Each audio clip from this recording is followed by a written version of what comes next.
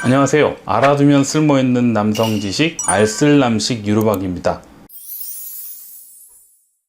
오늘은 정관 수술을 해야 되는 경우에 대해서 말씀을 드릴게요.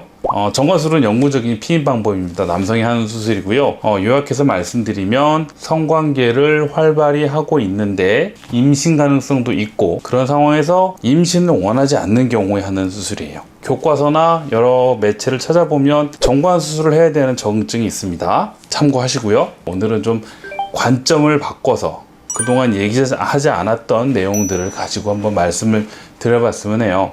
일단 성관계를 활발히 하는 분들이 하는 수술이죠. 성관계 자체를 하지 않는다? 필요가 없습니다. 그래서 예를 들어서 종교적인 이유로 금욕을 하신다? 그러면 당연히 정관 수술이 필요가 없죠. 그래서 성당에 계신 신부님들, 절에 계시는 스님들 정관 수술 필요 없습니다. 물론 이제 교회에 계신 목사님들은 좀 하시죠. 결혼하고 정상적인 이제 생활을 하시니까. 그 외에 좀 약간 특이한 경우지만 성욕이 아예 없는 경우가 있으세요. 무성욕자라고 해서 asexuality. 그래서 이런 경우도 성에 대해서 관심이 거의 없고 성관계에 아예 생각 자체가 없는 분들이 있습니다. 그런 경우도 당연히 필요가 없겠죠. 그 다음에 본인이 극심한 발기부전이 있다. 발기 자체가 안 되는데 무슨 정관 수술, 맞죠? 이런 경우에도 정관 수술이 원래 필요가 없는 거죠. 그 다음에는 임신 가능성입니다. 다른 분들 뭐 이제 임신 가능성에 대한 여러 가지 얘기들 많이 했는데 제가 여기서 말씀드려보고 싶은 거는 성적 정체성에 대한 얘기를 좀 해보고 싶어요. 예를 들어서 LGBT라는 말 들어보셨을 겁니다. 여기에 해당되는 분들은 정관 수술이 필요가 없죠. 성적 정체성 문제니까.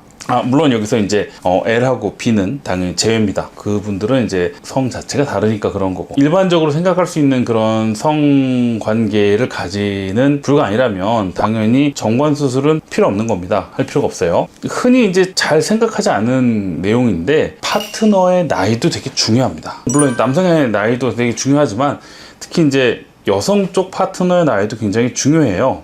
완경이 되셨거나 완경에 근접한 시기가 되었다, 그러면 좀 고민해 보시라고 제가 말씀을 드리고 싶어요. 저는 한 50세 정도 되시는 분들께서 이제 남성분들이 정관 수술하러 오신다고 하면 제가 그런 사항들을 좀 많이 물어보는 편입니다. 수술 고민하시는 분들도 이런 사항들은 좀 참고를 하시면 좋을 것 같아요. 이제 그 외에는 아까도 말씀드렸던 것쯤에 임신 자체를 원하지 않으시는 경우에요. 결혼도 했고 정상적으로 성관계를 활발하게 하고 있지만 자녀를 가지는 것 자체에 대한 거부감 때문에 그래서 정관 수술을 원하시는 분들이 있어요.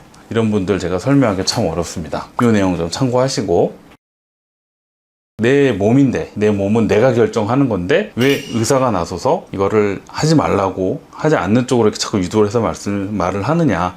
사람의 한 게 언제든지 이제 생각이 계속 바뀌거든요. 시간이 지나면서 또는 파트너에 따라서 생각이 바뀌고 살면서 느끼는 경험들, 환경에 따라서 그걸 한순간에 결정을 해버리고 나면 그걸 되돌리기가 너무 어렵다라는 거죠. 그래서 다음번에는 왜 정관 수술하면 되돌리기가 어려운지, 그 이제 대표적인 게 바로 이제 그 정관 복원 수술이라는 거거든요. 그걸 제가 실제로 보여드리면서 왜 신중하게 결정하셔야 되는지에 대한 설명을 좀 다시 한번 말씀을 드리겠습니다. 오늘은 여기까지입니다.